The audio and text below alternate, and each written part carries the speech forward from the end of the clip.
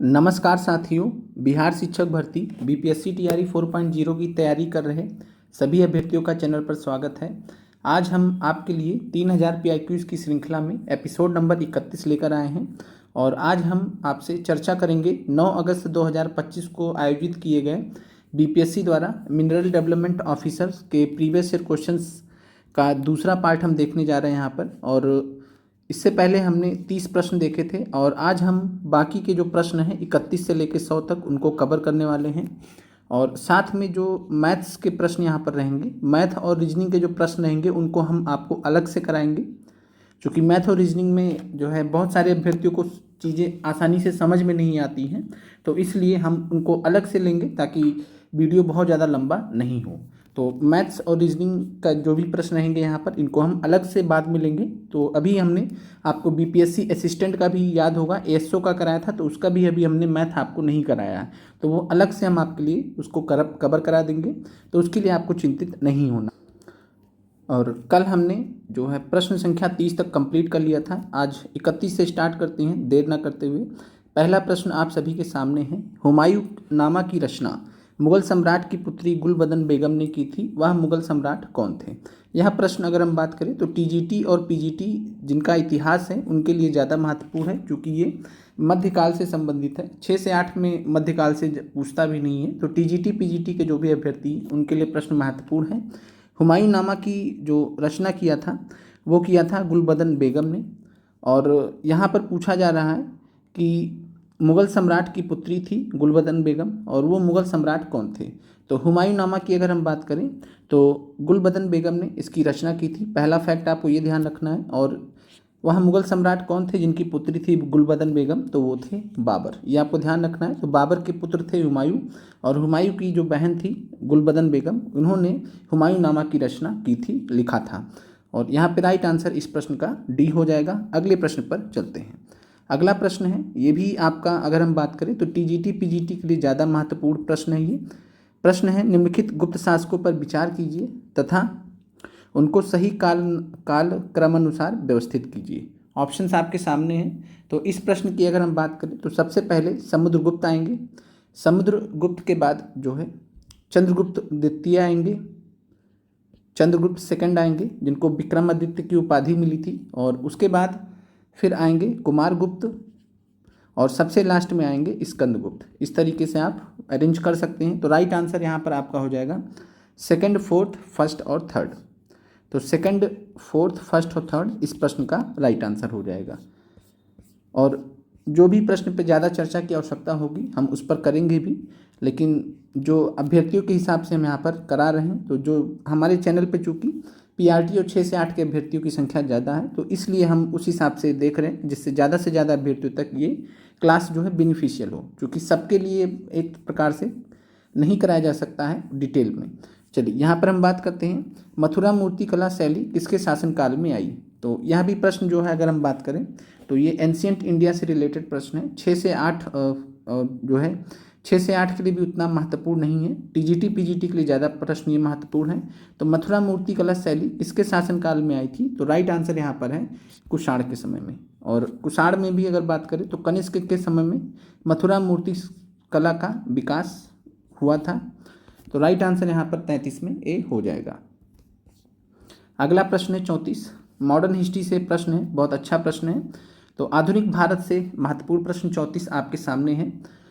और हमारे कहने का मतलब ये है कि जो भी हम इधर आपको बीपीएससी के द्वारा आयोजित प्रीवियस ईयर क्वेश्चंस करा रहे हैं अलग अलग परीक्षाओं का, इसमें सारे के सारे प्रश्न आपके लिए काम के नहीं हैं। जितने काम के हैं वो आपको हमारे लहजे से समझ में आ जाएगा।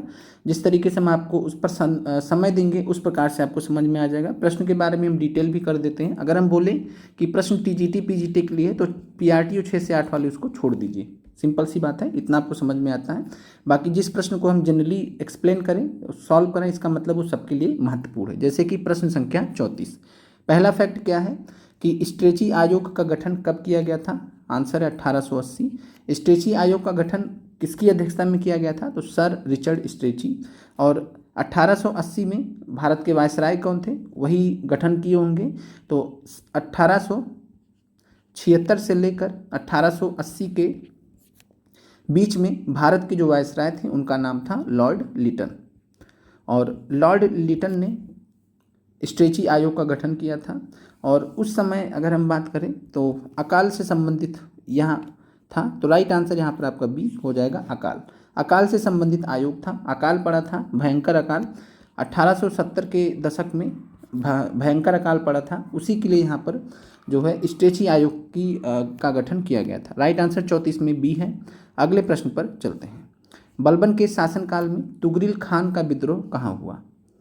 35 नंबर प्रश्न है और ये 9 से 10 और 11-12 के लिए महत्वपूर्ण है। तो बलबन के शासनकाल में तुगरिल खान का विद्रोह कहाँ पर हुआ? तो तुगरिल खान की अगर हम बात करें तो इन्होंने जो है विद्रोह किया था बंगाल प्रांत से। तो राइट आंसर यहाँ पर सी है, बंगाल।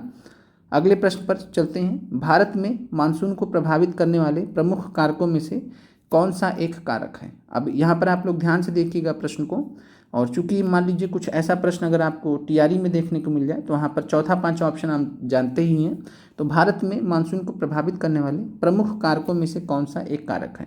यहाँ पे आपसे जो है प्रमुख कारक पूछा जा रहा है, मेन फैक्टर पूछा जा रहा है। तो मानसून को प्रभावित करने में किसका ज़्यादा योगदान होता है, ये आपसे पूछा जा रहा है। तो पश्चिमी घाट की ऊंचाई को हम कैसे एलिमिनेट करेंगे? पश्चिमी घाट की जो ऊंचाई है, अगर हम बात करें तो सबसे ऊंची जो चोटी है अनाईमुदी 2695 है, डोडा बेटा है 2637 है, और इसके बाद जब आप देखते हैं तो 1400 से 1500 मीटर के आसपास ऊंचाई आपको मिलती है पश्चिमी घाट में। तो ये इतनी बहुत ज़्यादा ऊंचाई नहीं है कि मानसून को बहुत बड़े स्तर पर ये प्रभावित कर पाएगा, ये कहने का मतलब है। हालांकि पश्चिमी घाट में बारिश होती है, इतनी ऊंचाई काफ़ी होती है बारिश होने के लिए, लेकिन बड़े स्तर पर मानसून को पलट दे ये मतलब इसमें नहीं होता। तो प्रमुख कारक में हम पश्चिमी घाटों की ऊंचाई नहीं मान सकते हैं। फिर है भूमध्य रेखा के पास स्थित पर्वत श्रृंखला। अब भूमध्य रेखा बोलते हैं 0 डिग्री को। भारत की अवस्थिति आप जानते हैं, और भारत भूमध्य रेखा के उत्तर में स्थित है। तो भूमध्य रेखा के पास स्थित पर्वत श्रृंखला, तो इसका कोई लॉजिक है नहीं, भारत में मानसून से दूर है ये। और फिर बात करते हैं कर्क रेखा की स्थिरता। तो कर्क रेखा जिसको 23.5 डिग्री उत्तरी अक्षांश बोलते हैं, 23.5 डिग्री उत्तरी अक्षांश और कर्क रेखा की जो स्थिरता है उससे भारत में मानसून को प्रभावित करने जैसा कुछ इसमें नहीं क्लियर होता है। फिर हम बात करते हैं हिमालय पर्वत श्रृंखला का। तो हिमालय पर्वत श्रृंखला अगर आप सभी लोग ने पढ़ रखा है एनसीईआरटी से भी कि अगर हिमालय पर्वत श्रृंखला नहीं होता तो भारत जो है रूस की साइड से आने वाली जो ठंडी हवाएं हैं उसके वजह से जो भारत का हिस्सा वो क्या होता है, रेगिस्तान होता, ठंडा रेगिस्तान होता। तो कहने का मतलब यही है कि हिमालय पर्वत श्रृंखला के निर्माण ने भारत में मानसून को प्रभावित किया। हिमालय के निर्माण से क्या हुआ, मानसून जब आता है तो हिमालय से की चोटियों से टकराकर मतलब वो बाहर नहीं जा पाता है। कहने का मतलब ये है कि हिमालय पर्वत श्रृंखला के होने की वजह से मानसून बंध गया है भारत के लिए, और उससे भारत को फायदा होता है। तो हिमालय पर्वत श्रृंखला के आ जाने से, हिमालय पर्वत श्रृंखला को जो है आपने पढ़ा है जल विभाजक भी कहते हैं, वाटर डिवाइड भी कहते हैं। क्लियर है? तो राइट आंसर आपका 36 में बी है, हिमालय पर्वत श्रृंखला मानसून को प्रभावित करने वाले प्रमुख कारकों में एक प्रमुख कारक है। बाकी ऑप्शन यहाँ पर नहीं होंगे। अगला प्रश्न आपका 37 है। निम्नलिखित में से कौन सा एक दर्रा अरुणाचल प्रदेश और म्यांमार के बीच स्थित नहीं है? तो इस प्रश्न को अच्छे से देख लीजिएगा। अरुणाचल प्रदेश और म्यांमार के बीच में पूछा जा रहा है, इसका मतलब है कि वो दर्रा अरुणाचल प्रदेश में स्थित होना चाहिए। अगर हम बात करें दीपू दर्रा की और पांग साउ दर्रा की, तो दीपू दर्रा और पांग साउ दर्रा यहाँ पर अगर हम बात करें तो दीपू दर्रा और पांग साउ दर्रा ये दोनों अरुणाचल प्रदेश में स्थित हैं, और म्यांमार के साथ में जो है म्यांमार और अरुणाचल प्रदेश के बीच में स्थित है। तो दीपू दर्रा और पांग साउ दर्रा कहाँ पर स्थित है? अरुणाचल प्रदेश में। ये आपको ध्यान रखना है जीएस के फैक्ट के हिसाब से।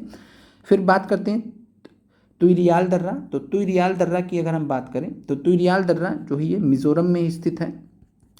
और फिर बात करते हैं मोरहे दर्रा की। तो मोरहे दर्रा ये मणिपुर में स्थित है। तो यहाँ पर इस प्रश्न के दो आंसर मिल सकते हैं कि कौन सा अरुणाचल प्रदेश और म्यांमार के बीच स्थित नहीं है। तो ए भी नहीं स्थित है और सी भी स्थित नहीं है।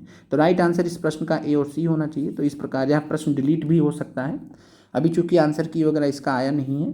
तो ए और सी यहाँ पर आपका राइट आंसर है। तुईरियाल दर्रा हमने पूरी तरीके से चेक कर लिया, मिजोरम में स्थित है। मोरहे दर्रा की बात करें तो मणिपुर में स्थित है। तो राइट आंसर आपका यहाँ पर ए और सी दोनों हो जाएगा। अगले प्रश्न पर चलते हैं। कॉफ़ी सावर्स भारत के किस राज्य में देखी जाती है? अब इस प्रश्न को आप लोग ध्यान से देखिएगा। कॉफ़ी सावर्स की अगर हम बात करें तो कॉफ़ी सावर्स को हम ब्लॉसम सावर्स भी बोलते हैं, ब्लॉसम सावर्स भी बोलते हैं। एनसीईआरटी में आपने पढ़ रखा होगा। और भारत के किस राज्य में देखा जाता है? तो अगर हम बात करें कॉफ़ी सावर्स का, चूँकि यहाँ पर आपको 4 विकल्प में एक विकल्प लेना है, तो कभी भी जब आपको 4 विकल्प में एक विकल्प लेना होता है तब आपको उस संदर्भ में सबसे जो उपयुक्त होता है उस पर जाना रहता है। अगर इस प्रश्न के इंग्लिश वर्जन की बात की जाए तो वहाँ पर टिपिकली वर्ड का प्रयोग किया गया था कि टिपिकली जो है किस राज्य में कॉफ़ी सावर्स होता है। तो विशेष रूप से पूछा था कि किस राज्य में होता है, तो विशेष रूप से कर्नाटक इसके लिए ज़्यादा प्रसिद्ध है। तो राइट आंसर यहाँ पर कर्नाटक हो जाएगा। कॉफ़ी सावर्स भारत के किस राज्य में देखी जाती है? तो कर्नाटक हो जाएगा। अगर यही सवाल आपका जो है टीआरई के लिए पूछा जाएगा तो वहाँ पर एक से अधिक का विकल्प होगा, तब वहाँ पर आंसर आपका कर्नाटक भी हो जाएगा, केरल भी हो जाएगा, तब वहाँ पर राइट आंसर डी हो जाएगा। लेकिन चूंकि ये प्रश्न 4 विकल्पों का है तो इसमें बेस्ट अमंग द 4 आपको चुनना होता है कभी भी जब 4 ऑप्शन होते हैं इस प्रकार से, तो ये आपको ध्यान रखना है। तो ए यहाँ पर ऐसे तो ए आंसर होगा, लेकिन कॉफ़ी सावर्स के लिए जो है कर्नाटक और केरल दोनों फेमस हैं। अगले प्रश्न पर चलते हैं। और इसके अलावा आपको बता दें कि हमने आपको एनसीईआरटी में जब एमसीक्यूज़ कराए थे तो एनसीईआरटी में एमसीक्यूज़ कराते हुए आपको जो है हमने पूरा डिटेल में डिस्कस किया था कि लू किसे कहा जाता है, नॉर्वेस्टर काल बैसाखी किसे कहा जाता है, मैंगो शावर किसे कहा जाता है, वगैरह वगैरह। तो कहने का मतलब ये है कि आपकी पढ़ाई इतनी अच्छी होनी चाहिए कि जब आपने अगर हमसे पढ़ा है और जब यह प्रश्न आपके सामने आए तो आपको वहीं पर तुरंत याद आ जाना चाहिए कि पश्चिम बंगाल में क्या कहते हैं, असम में क्या कहते हैं। अगर आपको इस स्तर तक याद आ जाती हैं चीज़ें तो इसका मतलब है कि आपने जीएस अच्छे से पढ़ा है, आप जीएस की लगातार रिवीजन कर रहे हैं और इससे आने वाले समय में आपकी तैयारी बहुत अच्छी हो जाएगी, परीक्षा दृष्टि से बहुत आसान हो जाएगा आपके लिए। तो ये आप अपना आकलन कर सकते हैं कि आपका तैयारी अच्छा है नहीं है। अगर आपने अच्छे से पढ़ाई किया तब आपको तुरंत याद आएगा कि हाँ हमने पढ़ा था, एनसीईआरटी एमसीक्यूज़ में भी पढ़ा था, एनसीईआरटी थ्योरी में भी पढ़ा था, बाकायदा एनसीईआरटी में एक बॉक्स बनाकर इनके बारे में चर्चा किया गया है। क्लियर है? 38 नंबर प्रश्न में राइट आंसर हम जो है 4 ऑप्शन में एक ही मानना, तो ए मानेंगे। अगर बीपीएससी टीआरई के लिए प्रश्न पूछा जाएगा तब राइट आंसर वहाँ पर डी हो जाएगा, कर्नाटक और केरल, एक से अधिक आंसर हो जाएगा। अगले प्रश्न पे चलते हैं। 2011 की जनगणना के अनुसार निम्नलिखित केंद्र शासित प्रदेश को लिंग अनुपात के घटते क्रम में व्यवस्थित कीजिए। तो घटते क्रम में व्यवस्थित करना है। और 39 नंबर प्रश्न की अगर हम बात करें तो घटते क्रम का मतलब है कि सबसे ज़्यादा कहाँ पर होगा, तो सबसे ज़्यादा जो लिंग अनुपात है वो है पुडुचेरी में। तो यहाँ पर पुडुचेरी पहले हो जाएगा, देन उसके बाद जो है लक्षद्वीप है तो लक्षद्वीप हो जाएगा, देन अंडमान निकोबार है 1 हो जाएगा, और फिर जो है सबसे कम की अगर हम बात करें तो वो है चंडीगढ़ में। तो आप देख लीजिएगा कि कहाँ पर कितना है। राइट आंसर इस प्रश्न का 3, 2, 1, 4 हो जाएगा। 39 नंबर में 3, 2, 1, 4 हो जाएगा, तो राइट आंसर सी हो जाएगा। फिर बात करते हैं अगले प्रश्न का। भारत का सबसे लंबा राष्ट्रीय जलमार्ग कौन सा है और यह किन स्थानों को जोड़ता है? ये भी हमने आपको एनसीईआरटी में पढ़ाया है। अगर आपने एनसीईआरटी एमसीक्यूज़ भी किए हैं या आपने क्लास 10th एनसीईआरटी थ्योरी भी पढ़ रखा तो आपको ये प्रश्न आराम से मिल जाएगा। आसान प्रश्न आपके लिए कि भारत का सबसे लंबा राष्ट्रीय जलमार्ग कौन सा है? तो भारत का सबसे लंबा राष्ट्रीय जलमार्ग जो है वो है राष्ट्रीय जलमार्ग 1 हल्दिया से लेकर इलाहाबाद तक। तो आपको ये ध्यान रखना है, हल्दिया से लेकर इलाहाबाद तक 1620 किलोमीटर लंबाई है और यह भारत का सबसे लंबा राष्ट्रीय जलमार्ग है। तो ये आपको ध्यान रखना। बाकी 5 राष्ट्रीय जलमार्ग के बारे में आपको दिया गया है, NW1 से लेकर NW5 तक 10th एनसीईआरटी में आपका दिया गया है बाकायदा, तो आप उसे भी रिवाइज जरूर कर लीजिएगा। क्लियर है? अगले प्रश्न पर चलते हैं। बाकी यहाँ पर आपको सामने भी लिखा है कि राष्ट्रीय जलमार्ग 2 सादिया से धुबरी के लिए, राष्ट्रीय जलमार्ग 3 कोल्लम से कोट्टापुरम के लिए, राष्ट्रीय जलमार्ग 4 काकीनाडा से पुडुचेरी के लिए। ये भी आप इस तरीके से याद रख सकते हैं। क्लियर है? अगले प्रश्न पर चलते हैं। 40 में डी आंसर है। फिर है भारत में हरित क्रांति को लागू करने के पीछे मुख्य उद्देश्य क्या था? ऐसे प्रश्न कभी भी आपके सामने आए तो आपको बिल्कुल भी घबराना नहीं चाहिए, थोड़ा सा ध्यान देंगे आप तो आराम से इस प्रश्न को लगा ले जाएंगे। अब यहाँ पर अगर हम बात करें तो हरित क्रांति में क्या किया गया था, अगर आपको ये मालूम है कि हरित क्रांति में क्या किया गया था, खाद्यान्न का उत्पादन किया गया, है ना, ये आपको मालूम है अच्छे से। तो खाद्यान्न का उत्पादन किया गया, तो कृषि भूमि का राष्ट्रीयकरण तो कुछ होगा नहीं। ग्रामीण क्षेत्रों का औद्योगिकरण, ये भी नहीं होगा। निर्यात को बढ़ावा देना केवल, ये भी नहीं हो सकता। तो राइट आंसर, देश में खाद्यान्नों की आत्मनिर्भरता सुनिश्चित करना। आराम से एलिमिनेशन करके आप बी पर पहुंच सकते हैं। चलिए अगला प्रश्न है, पंचपटमाली खदान किस खनिज से संबंधित है? तो पंचपटमाली माइंस जो है किस खनिज से संबंधित है? तो 42 नंबर में कमेंट कीजिएगा। तो बात करें, पंचमठमाली बॉक्साइट के लिए फेमस है और यह जो है उड़ीसा के कोरापुट जिले में स्थित है। तो कोरापुट उड़ीसा में स्थित है, इंपॉर्टेंट है, याद रखिएगा पंचमठमाली। बाकी हमने डिटेल में चर्चा किया था एनसीईआरटी में भी कि कहाँ पर कौन सा खदान है, जो एनसीईआरटी के पॉइंट ऑफ व्यू से आपको वहाँ पर दिया गया था। बाकी जो बीपीएससी जिस भी एग्जाम में किसी खदान वगैरह का पूछे, जो एनसीईआरटी में जो चीज़ें दी गई हैं, अगर उससे आगे कुछ पूछे तो आप उसे भी जरूर ध्यान रखिए। तो अच्छा प्रश्न है आपके सामने, राइट आंसर है इसका बॉक्साइट। अगला प्रश्न है, भारत में जल संसाधनों के प्रमुख स्रोतों में से कौन सा स्रोत सर्वाधिक योगदान देता है? अब यहाँ पर इस प्रश्न को आप ध्यान से देखिएगा, आपको कन्फ्यूजन नहीं होना चाहिए। जब आप पूरे जो है विश्व स्तर पर, यानी पूरी पृथ्वी का जब आप पढ़ते हैं, तो वो चीज़ें अलग है। जो आपको एनसीईआरटी में भी हमने डिस्कस कराया है कि इतना परसेंट है, इतना परसेंट है, और उस परसेंट में हिमनद और बर्फ का सबसे ज़्यादा है। लेकिन यहाँ पर भारत में जल संसाधनों के प्रमुख स्रोतों के बारे में पूछा जा रहा है कि कौन सा स्रोत सर्वाधिक योगदान देता है, यानी हम भारत में जल संसाधन में किस जल संसाधन का सर्वाधिक उपयोग करते हैं, ये आपसे पूछा जा रहा है। समझिए आप इस प्रश्न को। तो सर्वाधिक जो जल संसाधन में जो हम उपयोग करते हैं, वो हम करते हैं भूजल का, ग्राउंड वाटर का। तो इस प्रश्न का डाउट आपको क्लियर हो गया होगा, जिनको ए लग रहा होगा। राइट आंसर इसका भूजल होगा, ग्राउंड वाटर होगा। ग्राउंड वाटर के मामले में बात करें तो भारत दुनिया में सबसे ज़्यादा जो है भूजल इस्तेमाल करने वाला देश है। तो भूजल, ग्राउंड वाटर जल संसाधनों को इस्तेमाल करने वाला दुनिया का जो है सबसे ज़्यादा मात्रा में इस्तेमाल करने वाला देश कौन सा है? तो भूजल के केस में या ग्राउंड वाटर के केस में भारत है। अगले प्रश्न पर चलते हैं, प्रश्न संख्या 44। चलिए ज्योग्राफी से, भूगोल से अच्छा प्रश्न है। निम्नलिखित में से कौन सी मृदा लोहे और एल्युमिनियम से समृद्ध होती है तथा अधिक वर्षा वाले क्षेत्रों में पाई जाती है? तो अधिक वर्षा वाले क्षेत्रों में हमने आपको पढ़ा रखा है कि निछालन की प्रक्रिया होती है, जिसको लीचिंग बोला जाता है। लीचिंग होने की वजह से क्या होता है, ऊपरी जो मृदा होती है वो हट जाती है, कैल्शियम जो है कैल्शियम वगैरह जो होते हैं मृदा में वो हट जाते हैं। फिर लोहा और जो एल्युमिनियम, यानी जो निचली परत की जो लोहा एल्युमिनियम वगैरह जो होता है, वो वाला पार्ट एक्सपोज हो जाता है। ऊपरी पार्ट बह जाने की वजह से जो लोहे वाला पार्ट या एल्युमिनियम वाला पार्ट वो एक्सपोज हो जाता है। तो ऐसी मृदा जो है लोहे और एल्युमिनियम से समृद्ध होती है। और जहाँ पर ज़्यादा बारिश होती है, जैसे कि मेघालय हो गया, इसके अलावा जो है पश्चिमी घाट हो गया, जैसे कि कर्नाटक हो गया, कर्नाटक में भी पाया जाता है, महाराष्ट्र में भी पाया जाता है। तो यहाँ पर ये जो मृदाएँ होती है, केरल में भी पाया जाता है। ये मृदाएँ जो है जो कि ज़्यादा पाई जाती है, और ऐसी मृदा को हम क्या बोलते हैं? लेटराइट मृदा कहते हैं। एनसीईआरटी में भी हमने आपसे डिस्कस किया है लेटराइट मृदा के बारे में।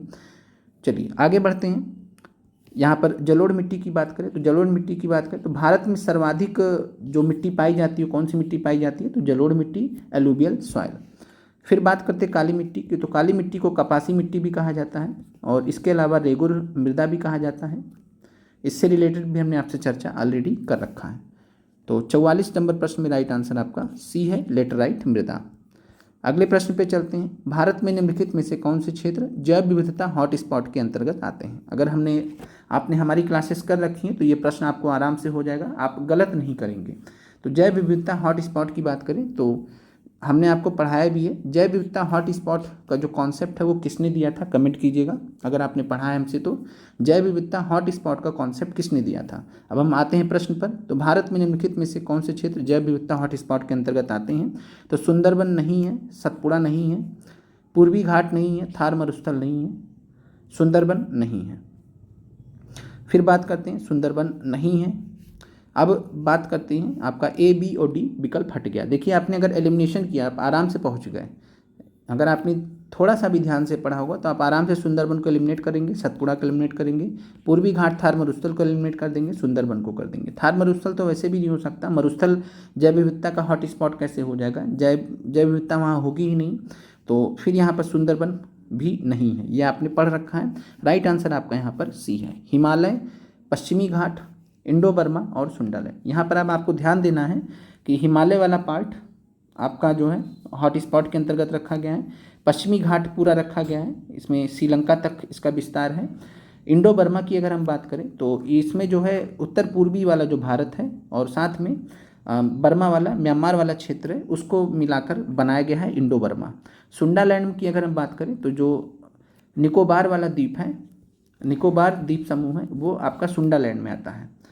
तो सुंडालैंड का मतलब है जो जावा वाला क्षेत्र है, जावा सुमात्रा वाला जो क्षेत्र है वो आपका सुंडालैंड में आता है। तो उसमें जो है ग्रेट जो निकोबार वाला द्वीप है, दूसरा वाला द्वीप है वो सुंडालैंड का पार्ट है। इंडो बर्मा वाले पार्ट में अंडमान आता है। इस प्रकार से आपको समझना है। तो ये आपका 3 याद रखना है। तो 3 मतलब 3 कह रहे हैं, 4 ये हॉट स्पॉट है भारत जिनका भाग है, हिमालय का है, पश्चिमी घाट का है, इंडो बर्मा का है, सुंडालैंड का है। अगले प्रश्न पर चलते हैं। अगला प्रश्न, राइबोसोम किसके केंद्र होते हैं? राइबोसोम में क्या पाया जाता है? हमने आपसे एनसीईआरटी में डिस्कस भी किया है। 46 नंबर प्रश्न में कमेंट कीजिएगा।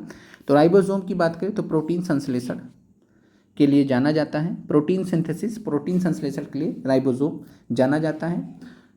डिटेल में हमने आपसे एनसीईआरटी में चर्चा किया हुआ है। अच्छे से आगे बढ़ने से पहले जो भी अभ्यर्थी नए हैं, हमने एनसीईआरटी एमसीक्यूज कराए हैं साइंस के लाइन बाय लाइन, 9th और 10th एनसीईआरटी का। अच्छे से एक एक क्वेश्चन तैयार कर लीजिए, एक भी क्वेश्चन उससे बाहर नहीं जाएगा। इसके अलावा जियोग्राफी का हमने आपका 9 से 11 एनसीईआरटी कराया है। आगे जब समय मिलेगा तो हम आपको 6-7 एनसीईआरटी भी करा देंगे। 9 से 11 ऑलरेडी पूरा हो चुका है, 9 का कुछ बचा हुआ वो भी करा देंगे। और ये प्रश्न जब आप करके जाएंगे तो और साथ में बीपीएससी के जो प्रीवियस ईयर क्वेश्चन जो अभी हम करा रहे हैं उनको साथ में जो सिविल सर्विसेज के क्वेश्चन है जीएस के, उतना आप कर लेंगे तो फिर एक भी क्वेश्चन आपका जीएस का बाहर नहीं जाएगा। तो राइबोसोम में राइट आंसर प्रोटीन संश्लेषण हो जाएगा। अगले प्रश्न पर चलते हैं। कुछ प्लास्टिक हैं जिन्हें एक बार ढालने पर गर्म करके नरम नहीं किया जा सकता है, इन्हें क्या कहा जाता है? तो ये भी आपका एनसीईआरटी से सवाल लिया गया है। तो कुछ ऐसे प्लास्टिक जिन्हें एक बार ढालने पर गर्म करके नरम नहीं किया जा सकता है, उन्हें हम क्या कहते हैं? तो ऑप्शंस आपके सामने हैं। थर्मोसेटिंग प्लास्टिक इस प्रश्न का राइट आंसर है। तो थर्मोसेटिंग प्लास्टिक का क्या मतलब होता है? थर्मोसेट नाम से आप समझ लीजिए। थर्मोसेट, थर्मो का मतलब है गर्म किया, और मतलब एक बार गर्म करके अगर उसको ढाल दिया गया, जैसे कहने का मतलब है कि जो है एक बार गर्म कर दिया गया, उसको किसी चीज़ में ढाल दिया गया और फिर उनको वापस से जो है गर्म करके नरम नहीं किया जा सकता, यानी वो थर्मोसेट हो जाएंगे, उसी में सेट हो जाएंगे। तो थर्मोसेटिंग प्लास्टिक हम बोलते हैं। तो राइट आंसर 47 नंबर प्रश्न का सी है। आगे बढ़ते हैं।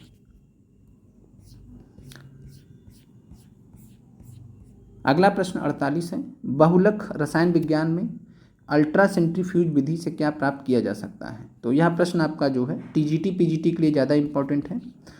प्राइमरी और 6 से 8 के लिए प्रश्न जो है नहीं है। तो टीजीटी पीजीटी वालों के लिए आप देख सकते हैं। तो बहुलक रसायन विज्ञान में अल्ट्रा सेंट्रीफ्यूज विधि से जो प्राप्त किया जा सकता है वो है आणविक द्रव्यमान। राइट आंसर 48 में बी है। अगले प्रश्न पर चलते हैं। ऑटोमोबाइल में उपयोग किए जाने वाले हाइड्रोलिक ब्रेक एक प्रत्यक्ष अनुप्रयोग है। तो ये प्रश्न महत्वपूर्ण है आपके लिए, क्योंकि जो भी नियम होते हैं जो भी वैज्ञानिकों ने नियम दे रखे हैं उनके अनुप्रयोग पर, एप्लीकेशन पे सवाल जरूर पूछे जाते हैं। और यह प्रश्न चूंकि आपको 10th एनसीईआरटी तक नहीं मिलेगा, ये 11th या 12th एनसीईआरटी में आपको मिल जाएगा। जब आप पास्कल का नियम वगैरह पढ़ते हैं तो ऑटोमोबाइल में उपयोग किए जाने वाले जो हाइड्रोलिक ब्रेक्स होते हैं वो डायरेक्ट एक जो है एप्लीकेशन है, अनुप्रयोग है पास्कल के नियम का। तो 49 में राइट आंसर आपका डी है। अगले प्रश्न पर चलते हैं। बाकी आपको मालूम होना चाहिए आर्किमिडीज प्रिंसिपल के बारे में, बर्नौली सिद्धांत के क्या अनुप्रयोग होते हैं, ये सब भी प्रीवियस ईयर में आपसे पूछे गए हैं।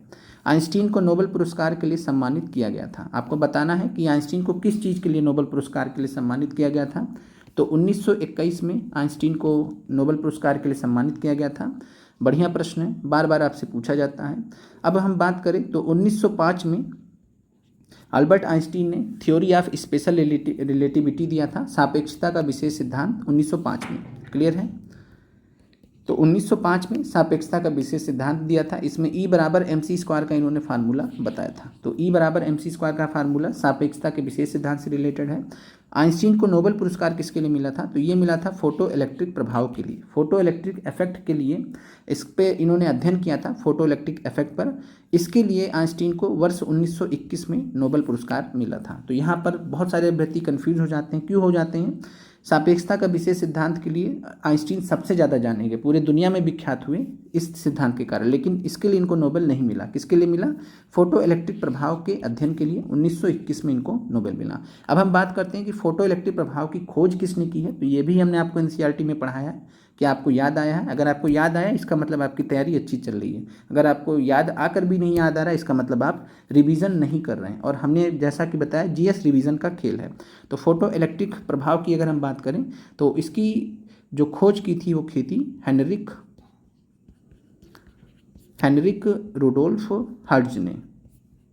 हेनरिक रुडोल्फ हर्ट्ज ने इसकी खोज की थी। तो हेनरिक रुडोल्फ हर्ट्ज ने फोटो इलेक्ट्रिक प्रभाव की खोज की थी, जिसके लिए अध्ययन किया था आइंस्टीन ने, और आइंस्टीन को फोटो इलेक्ट्रिक प्रभाव के लिए नोबेल पुरस्कार मिला था। 51 नंबर पे चलते हैं। वह तापमान जिस पर सेल्सियस और फ़ारेनहाइट का पैमाना समान रीडिंग देता है, तो वह तापमान कौन सा है? कमेंट कीजिएगा। राइट आंसर 51 में क्या हो जाएगा? तो यहाँ पर अगर हम बात करें तो इसको निकालने का एक तरीका भी है। F बराबर फ़ारेनहाइट का जो फार्मूला होता है 9/5C + 32। अब यहाँ पर आप सेल्सियस में चूंकि वैल्यू दी गई है, तो आप सेल्सियस में जब आप -40 डिग्री सेल्सियस रखते हैं तो फ़ारेनहाइट का मान भी -40 आ जाता है। देख लीजिए, इंटू -40 प्लस का 32। अब यहाँ पर आप सॉल्व करेंगे तो कितना हो जाएगा? 5 8 40। तो यहाँ पर क्या हो जाएगा? F बराबर 9 8 72, माइनस साइन लगा रहेगा, तो -72 + 32, ये कितना हो जाएगा? -40। तो F का मान भी कितना आ गया? -40। जब आपने -40 डिग्री सेल्सियस रखा, सेल्सियस का मान -40 रखा, तो F का भी मान कितना आ गया? -40 आ गया। तो ये जो है -40 डिग्री सेल्सियस पर यह तापमान होता है जिस पर सेल्सियस और फ़ारेनहाइट का पैमाना समान रीडिंग देता है, सेम रीडिंग देता है। दूसरा आपसे पूछा जा सकता है कि फ़ारेनहाइट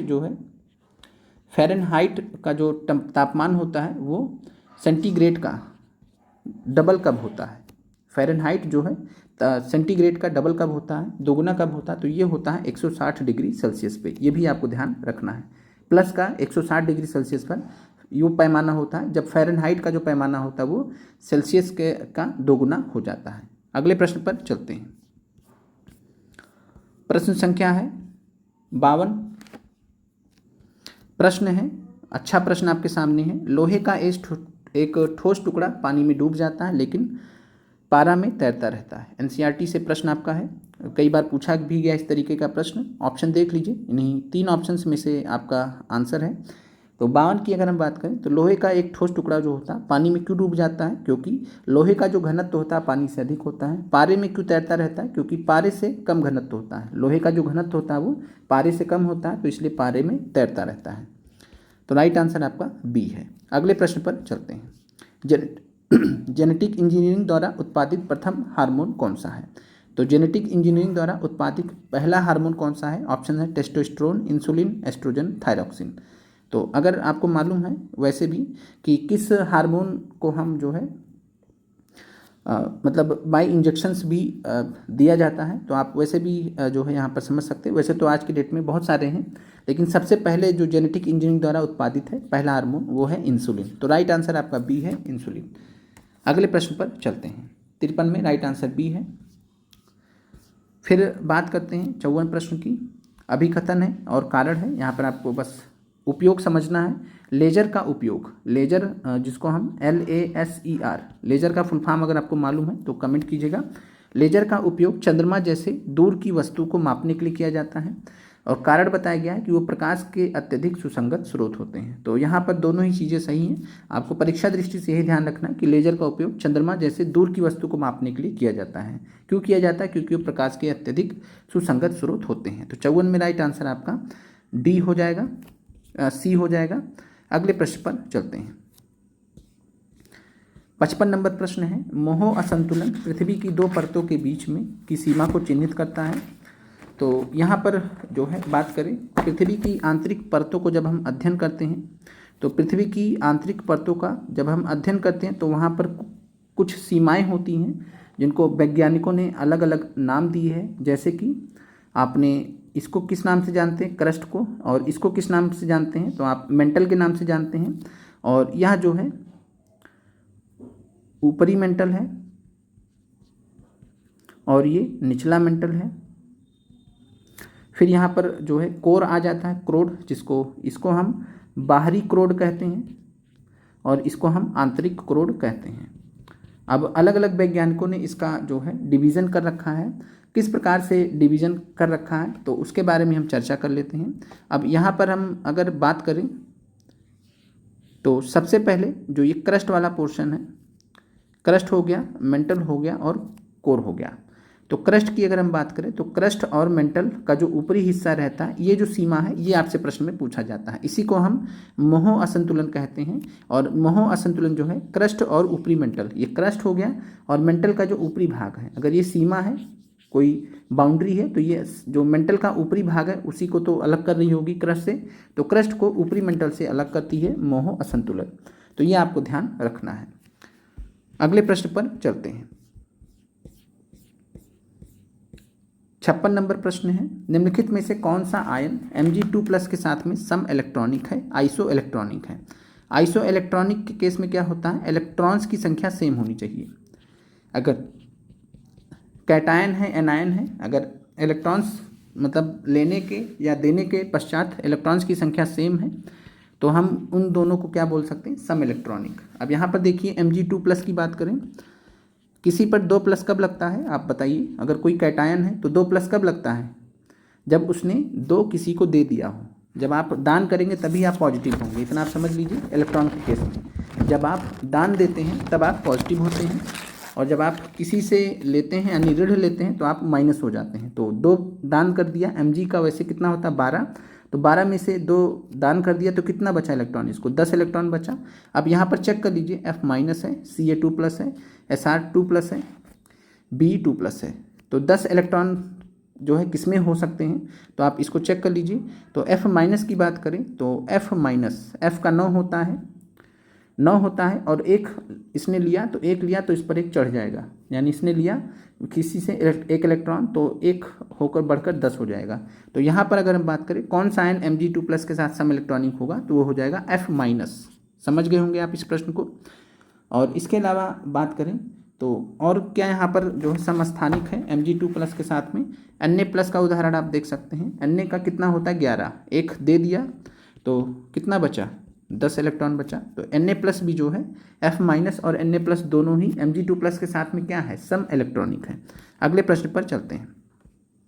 पाई बांड का निर्माण कौन से ओवरलैप द्वारा होता है। यह प्रश्न आपका टीजीटी पीजीटी के लिए ज़्यादा इंपॉर्टेंट है। टीजीटी पीजीटी साइंस के जो भी अभ्यर्थी हैं उनके लिए ज़्यादा इंपॉर्टेंट है। पाई बांड का निर्माण कौन से ओवरलैप के द्वारा होता है, तो 57 नंबर प्रश्न का राइट आंसर है p और p ऑर्बिटल। अगले प्रश्न पे चलते हैं। एक्वा रेजिया के बारे में, ये आपका चूंकि एनसीईआरटी में दिया गया है तो महत्वपूर्ण सवाल आप सभी के सामने है। अब आपको इसमें बताना है कि कौन सा सही है कौन सा गलत है। 4 विकल्प हैं आपके सामने। एक्वा रेजिया, हमने आपको एक्वा रेजिया के बारे में पढ़ा रखा है, आप लोग क्षार वाले चैप्टर में बाकायदा एनसीईआरटी एमसीक्यूज में भी डिस्कस किया था। पहला ऑप्शन है एक्वा रेजिया HNO3 और HCl का मिश्रण है जो 3:1 के मोलर अनुपात में होता है। यह स्टेटमेंट सही होगा या गलत होगा, सोचिए, दिमाग लगाइए एक्वा रेजिया के बारे में। तो बात करें, हमने आपको क्या पढ़ाया था, एक्वा रेजिया में HCl और HNO3 जो होते हैं वो 3:1 के अनुपात में होते हैं, यानी 3 अनुपात होता है HCl का तो 1 अनुपात होता है HNO3 का। यहाँ पर क्या बोला है, HNO3 का 3 अनुपात होता है, HCl का 1 अनुपात, ये उल्टा बोल रहा है, समझिए इस चीज़ को। HCl का 3 होना चाहिए, HNO3 का 1 अनुपात होना चाहिए। तो HNO3 और HCl का 1:3 होता तब ये सही होता। क्लियर है, तो 3:1 अनुपात नहीं होता, इसलिए गलत हो जाएगा। फिर है एक्वा रेजिया सोना और प्लेटिनम को घोल सकता है या घुला सकता है, तो ये आपको हमने पढ़ा रखा है कि सोना और प्लेटिनम जैसी जो धातुएं होती हैं उसको गलाने की क्षमता रखता है। इसीलिए गांव वगैरह में लोग जाते हैं तो बोलते हैं कि जो है सोना चमकवा लीजिए वगैरह वगैरह, और लोग उसके झांसे में आ जाते हैं और फिर उसका जो है एक्वा रेजिया के माध्यम से जो भी ठगने वाला होता है वो क्या करता है, सोना और प्लेटिनम का जो भी धातु रहता है उसको कुछ मात्रा में वो साफ कर लेता है उससे, और उससे चमक भी आ जाती है तो लोग खुश हो जाते हैं, लेकिन वास्तव में क्या करता है वो सोना और प्लेटिनम को वो निकाल रहा होता है। तो थर्ड वाला यहाँ पर विकल्प सही है। एक्वा रेजिया का पीएच मान 7 है। अब आप लोग खुद सोचिए, HNO3 क्या है, अम्ल है, HCl क्या है, अम्ल है। अब आप लोग बताइए, दो अम्ल हैं, अम्ल प्लस अम्ल अम्ल ही बनेगा, तो अम्ल का मान 7 से ज़्यादा हो सकता है क्या? 7 से क्या होना चाहिए, कम होना चाहिए। अम्ल का मान 7 से कम होना चाहिए, तो एक्वा रेजिया का पीएच मान 7 से ज़्यादा हो सकता है, गलत है। तो आप चौथा गलत हो गया और पहला गलत हो गया। अब यहाँ पर क्या पूछा था, कौन सा कथन सही है, तो पहला गलत है, चौथा गलत है, तो यहाँ पर सेकंड और थर्ड ये दोनों आपके सही हैं। नाइट्रोसल क्लोराइड और नाइट्रोजन डाइऑक्साइड एक्वा रेजिया को पीला या संतरी रंग देते हैं। ये एक एक्स्ट्रा इन्फॉर्मेशन है जो आप एनसीईआरटी के नॉलेज के अलावा आप ऐड कर लीजिए अपनी जानकारी में। नाइट्रोसल क्लोराइड और नाइट्रोजन डाइऑक्साइड एक्वा रेजिया को पीला या संतरा रंग देते हैं। सेकेंड और थर्ड इस प्रश्न में राइट आंसर है। फर्स्ट और फोर्थ क्यों गलत है ये हमने आपको एक्सप्लेन कर दिया है। तो 58 में राइट आंसर आपका हो जाएगा सी। अगले प्रश्न पे चलते हैं। निम्नलिखित में से एक धातु गुच्छा का उदाहरण है। 59 नंबर प्रश्न है। तो धातु गुच्छा का उदाहरण है, तो इस प्रश्न को जो है बात करें तो टीजीटी पीजीटी के अभ्यर्थियों के लिए ज़्यादा इंपॉर्टेंट है, और इस प्रश्न का राइट आंसर हम आपको बता दे रहे हैं डी, Fe3CO12। इसको हम धातु गुच्छा का उदाहरण के रूप में देखते हैं। चलिए अगले प्रश्न पे चलते हैं। 60 नंबर प्रश्न है। तनाव और चिंता के उपचार में उपयोग की जाने वाली दवाओं को क्या कहा जाता है? तो 60 नंबर प्रश्न की बात करें, तनाव और चिंता के उपचार में उपयोग की जाने वाली दवाओं को हम ट्रैंक्यूलाइजर के नाम से जानते हैं। तो ट्रैंक्यूलाइजर याद रखिएगा। एनाल्जेसिक किसको कहते हैं, तो पेन किलर्स के लिए जिनका हम इस्तेमाल करते हैं, तो जिन भी दवाओं को हम पेन किलर के लिए इस्तेमाल करते हैं उनको हम एनाल्जेसिक कहते हैं। राइट आंसर आपका यहाँ पर बी हो जाएगा। स्ट्रेस और एंजाइटी के लिए ट्रैंक्यूलाइजर शब्द का प्रयोग करते हैं। जो भी दवाएं इस संदर्भ में यूज की जाती हैं, 60 में राइट आंसर आपका बी है। अगले प्रश्न 61 पे आते हैं। प्रश्न है, मुक्त मध्यवर्ती कण फ्री रेडिकल इंटरमीडिएट्स को आसानी से कैसे पहचाना जा सकता है? तो अगेन ये प्रश्न जो है ऊपर लेवल के जो अभ्यर्थी हैं टीजीटी पीजीटी के हैं उस लेवल का प्रश्न है। तो 61 नंबर प्रश्न का राइट आंसर बता दे रहे हैं आपको हम, सी है ESR स्पेक्ट्रोस्कोपी। इसके द्वारा फ्री रेडिकल इंटरमीडिएट्स को आसानी से पहचाना जा सकता है। अगला प्रश्न है, जब एक अंडा उबाला जाता है और ठोस सामग्री में बदल जाता है तो क्या होता है? 62 नंबर प्रश्न देखिए, यहाँ पर 62 नंबर प्रश्न में कमेंट कीजिए क्या राइट आंसर होगा। तो जब एक अंडा उबाला जाता है, और अगेन ये प्रश्न जो है थोड़ा ऊपर लेवल का प्रश्न है, तो ठोस सामग्री में बदल जाता है। आपको मालूम है कि जब अंडे को उबाला जाता है तब वो क्या हो जाता है, सॉलिड हो जाता है, ठोस सामग्री में बदल जाता है, और उस केस में क्या होता है, अव्यवस्था में वृद्धि होती है, increase in disorder. Right answer आपका 62 में डी है। अगले प्रश्न पर चलते हैं। अर्हेनियस सिद्धांत के अनुसार एक प्रतिक्रिया की स्थिरांक किस दर पर निर्भर करती है? अगेन ये टीजीटी पीजीटी लेवल का सवाल है। तो अर्हेनियस सिद्धांत के अनुसार एक प्रतिक्रिया की स्थिरांक दर किस पर निर्भर करती है?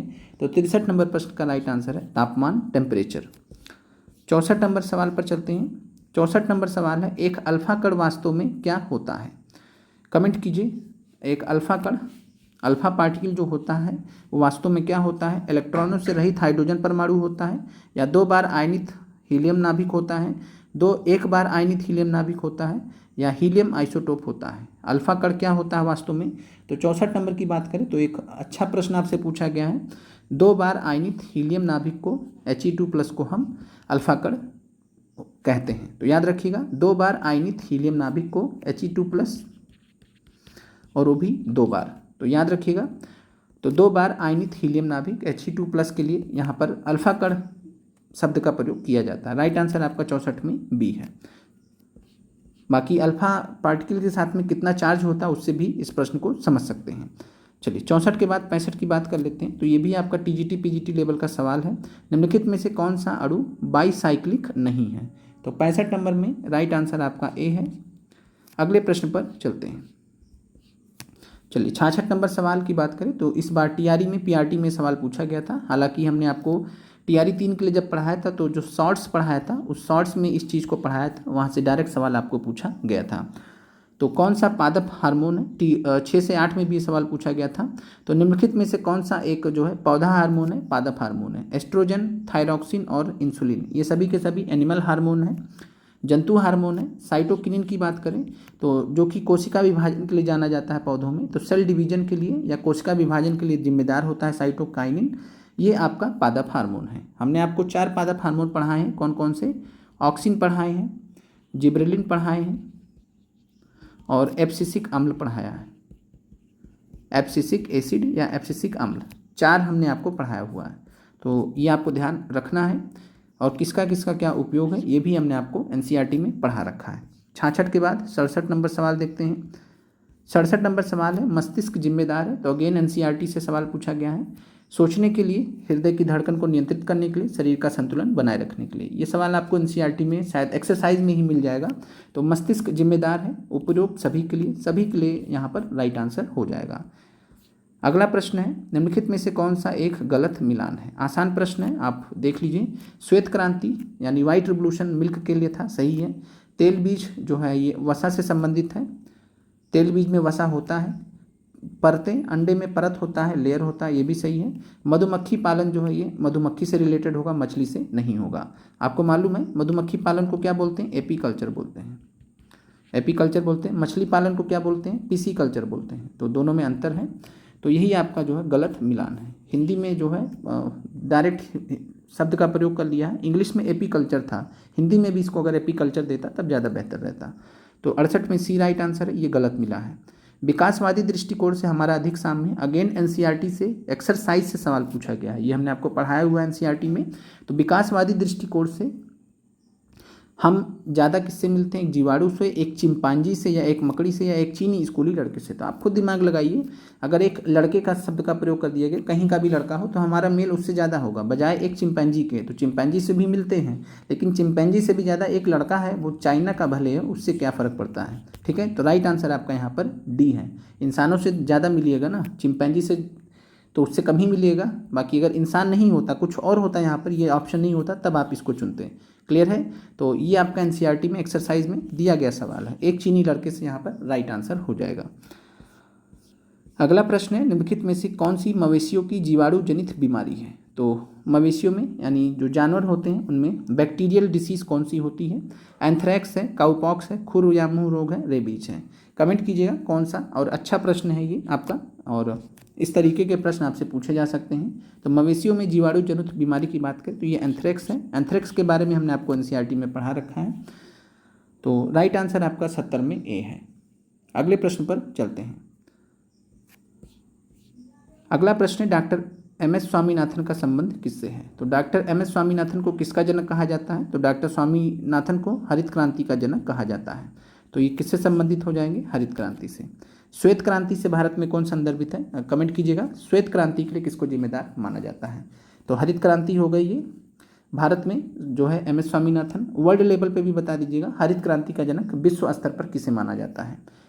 अगले प्रश्न पर चलते हैं। और एम.एस. स्वामीनाथन जी को 2024 में भारत रत्न से सम्मानित भी किया गया, मरणोपरांत भारत रत्न से सम्मानित भी किया गया है। चलिए अगला प्रश्न है 72, जैविक खेती में प्रयुक्त जैव उर्वरकों में शामिल है। तो जैव उर्वरक बायो फर्टिलाइजर्स होते हैं, यहाँ आप आराम से एलिमिनेट कर सकते हैं। पूछ रहा है कौन सा इसमें शामिल नहीं है? जैविक खेती में प्रयुक्त जैव उर्वरकों में शामिल है, तो यहाँ पे एलिमिनेट नहीं करना है। दूसरा एक प्रश्न उसमें देखेंगे, तो सहजीवी और स्वतंत्र जीवित नाइट्रोजन स्थिर करने वाले बैक्टीरिया ये जैव उर्वरक बायो फर्टिलाइजर में शामिल होते हैं। नाइट्रोजन स्थिर करने वाले साइनोबैक्टीरिया ये भी जो है शामिल होते हैं। फॉस्फेट घुलनशील सूक्ष्मजीव ये भी। तो उपरोक्त सभी यहाँ पर राइट आंसर हो जाएगा। तो ये सभी के सभी बायो फर्टिलाइजर के उदाहरण हैं, जैविक खेती में ऑर्गेनिक फार्मिंग में यूज़ होते हैं। अगला प्रश्न है 73, ये आपका पीआरटी में पूछा गया था इस बार। लाइकेन वायु प्रदूषण किस घटक के लिए अच्छे जैव संकेतक हैं? ये आपका टीआरई 1 में भी पूछा गया है। टीआरई 3 का तो शायद हमें ध्यान नहीं है, टीआरई 1 में तो पक्का पता है कि ये आपका पूछा गया था। तो लाइकेन वायु प्रदूषण के लिए जो है किस घटक के लिए अच्छे जैव संकेतक हैं? यानी यहाँ पर राइट आंसर आपका 73 का है SO2। SO2 का सूचक होता है। जब SO2 का प्रदूषण जो है ज़्यादा होने लगता है पर्यावरण में, तो लाइकेन कम होने लगते हैं। इस प्रकार से आप समझ सकते हैं, अगर लाइकेन ज़्यादा हो रहे हैं इसका मतलब SO2 प्रदूषण कम हो रहा है। तो यहाँ पर राइट आंसर आपका है SO2। अगले प्रश्न पे चलते हैं। लाइकेन से रिलेटेड आपका इस बार सवाल पूछा गया था। पुंकेसर महत्वपूर्ण है क्योंकि उसमें होते हैं। अगेन यह सवाल एनसीईआरटी में हमने आपको डिस्कस किया है, एमसीक्यूज में भी कराया है। पुंकेसर में क्या पाया जाता है? तो पुंकेसर में पोलन ग्रेन्स पाए जाते हैं, परागकण पाए जाते हैं। राइट आंसर आपका 74 में ए होता है। जैविक खेती में शामिल नहीं है, आप यहाँ पर एलिमिनेट कर सकते हैं इस प्रश्न में। ऑर्गेनिक फार्मिंग में क्या शामिल नहीं होगा? जैविक खेती का मतलब होता है कि जो है रासायनिक चीज़ों का प्रयोग हम ना करें, ठीक है। फसल चक्रण अच्छी चीज़ है, जैव कीटनाशक अच्छी चीज़ है, जैव वर्ड का यहाँ पर प्रयोग कर दिया गया है। जैव उर्वरक बायो फर्टिलाइजर ये भी अच्छी चीज़ है। रासायनिक उर्वरक जो है ये जैविक खेती में नहीं शामिल होता है, याद रखिएगा। जैविक खेती में रासायनिक उर्वरक शामिल नहीं होता है। 75 में बी है। चलिए अगला प्रश्न यहाँ पर देखिए 76 से लेकर जो सवाल आपके मैथ के, इसमें टाइम ज़्यादा लगता है समझाने में। जल्दी जल्दी समझाएंगे तो बहुत सारे लोगों को समझ में नहीं आएगा, तो इसको हम अलग से डील कर लेंगे, ठीक है। तो अलग से इसको हम सॉल्व करा देंगे जो भी सवाल हैं। अब आते हैं 86 नंबर सवाल पर। चलिए ये भी हमने आपको पढ़ा रखा है क्लास 11th एनसीईआरटी में। भारतीय संविधान के संबंध में किस निर्णय ने सबसे पहले मूल संरचना सिद्धांत को स्पष्ट किया? तो मूल संरचना सिद्धांत क्या है? बेसिक स्ट्रक्चर डॉक्ट्रिन, मूल ढांचे का सिद्धांत भी इसको बोलते हैं। तो सबसे पहले अगर हम बात करें तो केशवानंद भारती बनाम केरल राज्य, 24 अप्रैल 1973 को यह फैसला आया था। 24 अप्रैल 1973 को केशवानंद भारती बनाम केरल राज्य का फैसला आया था, जिसमें सुप्रीम कोर्ट ने जो है मूल संरचना सिद्धांत को स्पष्ट किया, यानी ऐसी चीज़ों को जो है भारत के संविधान में मतलब एक प्रकार से उत्पन्न किया कि उन चीज़ों को जो है जो भारत की संसद है वो डिस्टर्ब नहीं कर सकती है। उसमें बहुत सारी चीज़ें हैं। तो केशवानंद भारती बनाम केरल राज्य में मूल रचना सिद्धांत को स्पष्ट किया गया था सुप्रीम कोर्ट के द्वारा। तो याद रखिएगा 86 में राइट आंसर बी है। गोरखनाथ केस की बात करें तो ये 1967 में आया था। मिनर्वा मिल्स की बात करें तो 1980 में आया था। इसने मूल ढांचे का जो सिद्धांत था उसको रिपीट किया था, दोबारा से दोहराया था कोर्ट ने। मेनका गांधी की बात करें तो ये 1978 का केस है। मिनर्वा मिल्स 1980 का है, गोलकनाथ 1967 का है, केशवानंद भारती जो है 1973। याद रखिएगा। अगले प्रश्न पर चलते हैं। भारत के संविधान में निम्नलिखित में से किसका उल्लेख नहीं है? ये भी हमने आपको अच्छे से पढ़ाया है, डिस्कस कराया है। तो चुनाव आयोग की बात करें तो 324 से अनुच्छेद 329 के बीच में है भारत के संविधान में। वित्त आयोग 280 में अनुच्छेद में बताया गया है। अंतर्राज्य परिषद इंटर स्टेट काउंसिल अनुच्छेद 263 में, जाके आप चेक भी कर सकते हैं। तो इन सभी के बारे में भारत के संविधान में मेंशन है। किसके बारे में मेंशन है? योजना आयोग के बारे में। योजना आयोग दे दे चाहे नीति आयोग दे दे, इन दोनों के बारे में ही भारत के संविधान में मेंशन नहीं है। तो नीति आयोग या योजना आयोग ये भारत के संविधान में मेंशन नहीं है। तो राइट आंसर आपका सी हो जाएगा। प्रश्न संख्या 88 है। 2023 के कानून के अंतर्गत मुख्य चुनाव आयुक्त का कार्यकाल क्या है? तो चीफ इलेक्शन कमिश्नर की बात करते हैं। तो मुख्य चुनाव आयुक्त इस समय कौन है? भारत के जो है वर्तमान में मुख्य चुनाव आयुक्त कौन है? कमेंट करके बताइए। हमने आपको पढ़ाया भी है, करंट अफेयर्स में डिस्कस भी किया है। तो यहाँ पर बात करें 2023 के कानून के तहत 6 वर्ष या 65 वर्ष की आयु होनी चाहिए। तो या तो अधिकतम 6 वर्ष तक आप सेवा दे सकते हैं या फिर 65 वर्ष की आयु तक आप सेवा दे सकते हैं। ये कहने का मतलब है कि मुख्य चुनाव आयुक्त के लिए। तो राइट आंसर आपका 88 में डी हो जाएगा। अगले प्रश्न पर चलते हैं। 89 है। भारतीय संविधान का कौन सा अनुच्छेद संसद को राष्ट्रीय हित में राज्य सूची के विषयों पर कानून बनाने का अधिकार देता है? तो यहाँ पर अगर हम बात करते हैं अनुच्छेद 263 में, तो अंतर्राज्य परिषद के बारे में, आईएससी के बारे में दिया, ये हट जाएगा। राइट आंसर यहाँ पे आपका 89 में डी है, अनुच्छेद 249। अनुच्छेद 249 में क्या बोला गया है भारतीय संविधान में कि संसद को जो है राष्ट्रीय हित में राज्य सूची के विषयों पर कानून बनाने का अधिकार होगा, राष्ट्रीय हित में, नेशनल इंटरेस्ट में। अनुच्छेद 249 में ये स्पष्ट किया गया है। 89 में डी आंसर हो जाएगा। अगले प्रश्न पर आते हैं। निम्नलिखित में से किस अधिनियम ने भारतीय दंड संहिता 1860 का स्थान लिया है? तो भारतीय दंड संहिता 1860 को अब किस नाम से जाना जाता है? भारतीय संसद ने संशोधन किया है अभी कुछ समय पहले। तो इसमें अगर हम बात करें तो इसको बोला जाता है BNS, भारतीय न्याय संहिता। तो राइट आंसर आपका हो जाएगा 90 में सी, भारतीय न्याय संहिता। अगले प्रश्न पे चलते हैं। 91, कौन सा देश क्वाड समूह का सदस्य नहीं है? ये TRE 1 में PRT में सवाल पूछा गया था। तो क्वाड समूह का सदस्य जो है बात करें तो ऑस्ट्रेलिया है, जापान है, भारत है और US है। 4 देश हैं, रूस नहीं है। तो राइट आंसर आपका ए हो जाएगा। कमेंट करके बताइएगा क्वाड की स्थापना किस वर्ष की गई थी? क्वाड की स्थापना किस वर्ष की गई थी? अगले प्रश्न पे चलते हैं। 92 है I2U2। तो पहला चीज़ है कि आपको I2U2 मालूम होना चाहिए। करंट अफेयर्स में थोड़ा ये पुराना है, पहले का है। तो I2U2 की बात करें तो भारत इजराइल, इसमें आप I2 का मतलब है इंडिया इजराइल, ठीक है। आई यानी 2 I, तो I2 लिख दिया है। U2 में कौन है तो UAE है और USA है, तो ये आपको ध्यान रखना है। तो UAE और USA, तो इस प्रकार I2U2 में मुख्य रूप से किस पर केंद्रित है तो आतंकवाद निरोध, तो उसके लिए नहीं है। आर्थिक विकास, सैन्य सहयोग, अंतरिक्ष प्रौद्योगिकी की बात करें तो इसका मुख्य रूप से जो है यहाँ पर बात करें अंतरिक्ष प्रौद्योगिकी को यहाँ पर मुख्य रूप से रखा गया है। तो राइट आंसर आपका 92 में ए हो जाएगा। अगले प्रश्न पर चलते हैं। G20 शिखर सम्मेलन 2023 के आयोजन में भारत की प्रमुख उपलब्धि क्या थी। तो ये हमने आपसे जब TRE 3 के लिए पढ़ाया था तब वहाँ पर हमने आपसे चर्चा किया था। G20 शिखर सम्मेलन 2023 की बात करें तो भारत की प्रमुख उपलब्धि उसमें क्या थी। एक तो भारत ने इसकी मेज़बानी की थी, दिल्ली में हुआ था। यहाँ पर जो एक नया सदस्य बना था G20 का, जिसको हम अफ्रीकी यूनियन कहते हैं या अफ्रीकी संघ कहते हैं। तो अफ्रीकी संघ को अस्थायी सदस्यता इस सम्मेलन में मिली थी। इसके अलावा आपको डी आंसर इस प्रश्न का। इसके अलावा आपको ध्यान रखना है कि 2024 के लिए जो है 18वां जो G20 है वो कहाँ पर मनाया गया है। तो यहाँ पर आपको ध्यान रखना कि जो G20 भारत में आयोजित किया गया था वो 18वां था, और जो G20 ब्राज़ील में आयोजित किया गया है वो 19वां था, 19वीं मीटिंग थी। तो याद रखिएगा G20 19वां 2024 में कहाँ पर मनाया गया तो ये ब्राज़ील में आयोजित किया गया है। अगले प्रश्न पर चलते हैं। प्रश्न है 94, ब्रिक्स राष्ट्रों के बीच में डी-डॉलरीकरण का अर्थ क्या है। इस बार यहाँ पर जो करंट अफेयर्स पूछे गए थोड़ा टफ लेवल पे पूछे गए हैं। तो डी-डॉलरीकरण का मतलब होता है डी-डॉलराइजेशन, और जब किसी शब्द के आगे DE लग जाए तो DE का मतलब होता है कि उस चीज़ को वो एंटी करेगा, यानी उसको रोकेगा, उसको निषेध करेगा। तो डी-डॉलराइजेशन का मतलब होता है डॉलर को रोकने के लिए कोई काम जब किया जाएगा तो उसको डी-डॉलराइजेशन। और ब्रिक्स देश के जो समूह हैं, राष्ट्र हैं, ब्रिक्स में जो मुख्य राष्ट्र हैं ये 5 हैं ब्रिक्स। अब कुछ देश इसमें बढ़ भी गए हैं। B फॉर ब्राज़ील है, R फॉर रसिया है, I फॉर इंडिया है, C फॉर चाइना है और S फॉर साउथ अफ्रीका है। 5 देश हैं ब्रिक्स में। इसके अलावा कुछ अन्य देश भी हाल फिलहाल में जुड़े हैं। तो ब्रिक्स की अगर हम बात करें तो डी-डॉलरीकरण का मतलब यही होता है कि व्यापार में हम अमेरिकी डॉलर का प्रयोग कम करेंगे, या ताकि अमेरिकी डॉलर पर निर्भरता कम हो। तो व्यापार में अमेरिकी डॉलर से बचना इस प्रश्न का राइट आंसर है। अगला प्रश्न है, क्योंकि अमेरिकी डॉलर जो है महंगा होता है, बाकी ब्रिक्स का खुद का भी करेंसी चलता है। 95 नंबर प्रश्न देखिए, डिजिटल व्यक्तिगत डाटा संरक्षण अधिनियम 2023, बहुत पुराना करंट अफेयर्स पूछा है यहाँ पर। तो डिजिटल व्यक्तिगत डाटा संरक्षण अधिनियम 2023 निम्नलिखित प्रदान नहीं करता है। सहमति आधारित डाटा उपयोग, तो आप कोई भी नॉर्मली जब अधिनियम वगैरह आता है तो सहमति आधारित डाटा उपयोग तो होगा ही। डेटा प्रिंसिपल का अधिकार ये भी है। डेटा संरक्षण बोर्ड, एक बोर्ड गठित किया जाएगा डेटा संरक्षण के लिए। डेटा पोर्टेबिलिटी का अधिकार नहीं होता है। तो 95 में डी है, ये आपका प्रदान नहीं करता है। बाकी इतने पुराने करंट अफेयर्स के लिए बहुत ज़्यादा परेशान आपको नहीं होना चाहिए।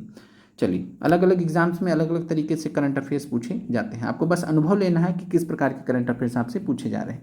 96 देखिए, 96 में आपको जो है नेशनल हाईवेज दिए गए हैं और आपसे पूछा गया है कि जो है किसमें कौन सा होगा। तो अगर आपको मालूम है कि भारत का सबसे जो है लंबा राष्ट्रीय मार्ग कौन सा है, नेशनल हाईवे कौन सा है, तो आपको मालूम है श्रीनगर से लेकर कन्याकुमारी राजमार्ग भारत का सबसे लंबा है, और आज की डेट में उसको NH44 नेशनल हाईवे 44 के नाम से जानते हैं। तो बी में 1 हो जाएगा। आप बी में 1 कर दीजिएगा तो आपको 96 में राइट आंसर मिल जाएगा। और किसी में 1 है भी नहीं, तो यहाँ पर 2 1 4 3 मिलान कर लीजिए, देख लीजिए 2 1 4 3। तो आप उस तरीके से या जो है ध्यान रखिए, दिल्ली मुंबई को NH48 बोलते हैं, पोरबंदर सिलचर मार्ग को 27 बोलते हैं, दिल्ली कोलकाता राजमार्ग को 19 बोलते हैं। बाकी NH44 आपको वैसे भी मालूम होना चाहिए, भारत का सबसे लंबा राजमार्ग है। अगले प्रश्न पर चलते हैं। प्रश्न संख्या 97 है। भारतीय प्रसिद्ध पुलों के संदर्भ में निम्नलिखित में से कौन सा जोड़ा सही सुमेलित नहीं है। कोरोनेशन ब्रिज जो है पश्चिम बंगाल में, और यहाँ पर पूछा है कौन सा सही सुमेलित नहीं है, आराम से देखिएगा आपको मिल जाएगा। बोगीबील ब्रिज, तो बोगीबील ब्रिज ये असम में है। बांद्रा वर्ली सी लिंक, बांद्रा महाराष्ट्र में पड़ता है, मुंबई में, तो बांद्रा वर्ली सी लिंक ये भी आपका महाराष्ट्र सही है। कोरोनेशन ब्रिज की बात करें तो पश्चिम बंगाल में है। गोदावरी आर्च ब्रिज ये तमिलनाडु में नहीं हो सकता। कैसे नहीं हो सकता? गोदावरी नदी का अगर आपको बहाव स्थल पता है कि गोदावरी नदी कैसे कैसे बहती है, तो तमिलनाडु से होकर नहीं जाती है, तो इसलिए आपका गोदावरी आर्च ब्रिज जो है कहाँ पर है? वैसे कहाँ पर है याद रखिएगा, आंध्र प्रदेश में, आंध्र प्रदेश से होकर गुजरती है। तो गोदावरी आर्च ब्रिज ये आपका तमिलनाडु में नहीं है, आंध्र प्रदेश में। कैसे एलिमिनेट करते हैं आप? गोदावरी नदी किन किन प्रदेशों से होकर बहती है मुख्यतः, उस हिसाब से जब आप देखते तो आप तमिलनाडु को एलिमिनेट कर सकते थे। तो ये आपका सही सुमेलित नहीं है। 98 नंबर प्रश्न, निम्नलिखित में से कौन सा भारतीय रेल लिंक पर्वतीय रेलवे नहीं है? नीलगिरी टॉय ट्रेन रेलवे की यात्रा, तो नीलगिरी नाम ही है, नीलगिरी हिल्स के बारे में आपने पढ़ रखा, डोडा बेटा सबसे ऊंची चोटी है। केरल, कर्नाटक और तमिलनाडु राज्य में नीलगिरी का विस्तार है। तो नीलगिरी में कोई टॉय ट्रेन चलेगा तो पहाड़ पे ही चलेगा ना, तो ये पर्वतीय रेलवे सेवा होगी कि नहीं होगी? बिल्कुल होगी। फिर है बी ऑप्शन है आपका माथेरान नैरो गेज रेलवे, तो ये भी आपका पर्वतीय रेलवे लिंक है। फिर है कालका शिमला रेलवे, शिमला कहाँ पर है? पहाड़ी क्षेत्र में, तो ये भी आपका पर्वतीय है। कन्याकुमारी से त्रिवेंद्रम, याद रखिएगा, कन्याकुमारी से त्रिवेंद्रम ये आपका जो है पर्वतीय रेलवे लिंक नहीं है। तो राइट आंसर आपका 98 में सी हो जाएगा। अगले प्रश्न पे चलते हैं। भारतीय हवाई अड्डों के संदर्भ में कौन सा एक जोड़ा सुमेलित है? सरदार वल्लभ भाई पटेल अंतर्राष्ट्रीय हवाई अड्डा, सरदार वल्लभ भाई पटेल गुजरात से जोड़ दीजिए, सही आंसर है। कोचीन की बात करें तो कोचीन का जो है कहाँ पर है? तो कोचीन केरल में है। चौधरी चरण सिंह अंतर्राष्ट्रीय हवाई अड्डा, तो ये आप अगर उत्तर प्रदेश में लखनऊ में रहते हैं जैसे हम रहते थे तो आपको मालूम होगा कि उत्तर प्रदेश में लखनऊ में स्थित है। तो लखनऊ में चौधरी चरण सिंह अंतर्राष्ट्रीय हवाई अड्डा है, तो ये भी गलत है। नेताजी सुभाष चंद्र बोस अंतर्राष्ट्रीय हवाई अड्डा ये जो है पश्चिम बंगाल में है। तो राइट आंसर आपका जो है हो जाएगा ए, सही है। आप अगेन इस प्रश्न को एलिमिनेट कर सकते थे। अगले प्रश्न पे चलते हैं, आखिरी प्रश्न आज का। भारत में सबसे अधिक प्लेटफॉर्म वाला रेलवे स्टेशन 2023 में कौन सा बना है? तो सबसे अधिक प्लेटफॉर्म वाला रेलवे स्टेशन 2023 में, और इस हमें लग रहा है कि यह जो प्रश्न पत्र है थोड़ा पहले तैयार कर लिया गया लेकिन पेपर बाद में हुआ है, तो इसलिए 2023 तक के करंट अफेयर्स में दिख रहे हैं। कई बार होता है कि थोड़ा पुराना करंट अफेयर्स भी पूछ लिया जाता है कुछ एग्जाम्स में। तो 2023 में भारत में सबसे अधिक प्लेटफॉर्म वाला रेलवे स्टेशन जो है वो है हावड़ा जंक्शन। राइट आंसर आपका 100 में ए है। तो आज के प्रश्न समाप्त होते हैं। कमेंट कीजिएगा क्लास आपको कैसी लगी, और इसके बाद हम आपका जो अन्य जो पेपर्स हैं जो आपकी बीपीएससी द्वारा आयोजित किए गए हाल फिलहाल में, कुल मिलाकर आपका हम जो है 17वीं बीपीएससी जो कि आयोजित किया गया था 13 दिसंबर, 2 पेपर हुए थे, 4 जनवरी, यहाँ से लेकर अगस्त तक का जितने भी एग्ज़ाम्स हुए हैं सारे प्रश्न हम जीएस के आपको कराने वाले हैं इस सीरीज़ में। मॉक टेस्ट भी हम आपको कराएंगे लेकिन बहुत ज़्यादा समय नहीं मिल पाता। आप सोचिए 1 घंटे का वीडियो बनाया, सारा कुछ तैयार किया, आंसर की चेक किया, बहुत सारा समय जाता है। तो मॉक टेस्ट वगैरह भी हम आगे आपके लिए लेकर आएंगे, उसके लिए परेशान मत होइएगा। अभी हम कुछ लगभग 15 से 20 क्लासेस लगेंगी, आपका PIQs खत्म हो जाएगा। PIQs जैसे खत्म होगा फिर आपका मॉक टेस्ट ही बचेगा। क्लियर है? तो आपका वो भी हम करा देंगे, इसके लिए परेशान नहीं होना। अभी आप प्रीवियस ईयर क्वेश्चंस भी अच्छे से देख लीजिए। आप लोग का देखने के लिए धन्यवाद।